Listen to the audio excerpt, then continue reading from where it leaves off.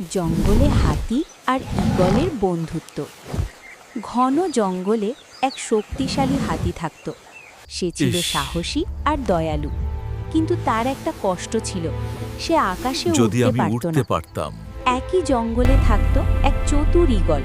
সে আকাশের অনেক উঁচু থেকে সব দেখতে পারত, কিন্তু তার আমার শক্তি ছিল যদি কম। হাতির মতো শক্তি একদিন থাকতো। দুজনের দেখা হলো নদীর ধারে।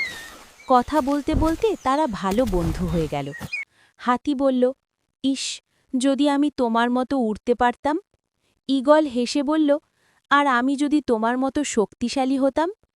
কয়েকদিন পর হঠাৎ জঙ্গলে শত্রু আক্রমণ করল। সবাই ভয়ে ছুটোছুটি করতে লাগল। ঈগল আকাশে উড়ে দেখে নিল শত্রুর অবস্থান। সে দ্রুত নিচে নেমে হাতিকে খবর দিল। হাতি তার বিশাল শক্তি দিয়ে গাছ ফেলে পথ আটকে দিল আর শত্রুকে তাড়িয়ে দিল। একসাথে লড়ে তারা জঙ্গলের সবাইকে রক্ষা করল। সেদিন তারা বুঝল, একজনের শক্তি আর আরেকজনের বুদ্ধি মিললে বড় কাজ সহজ হয়ে যায়। শিক্ষা: একতাই বল।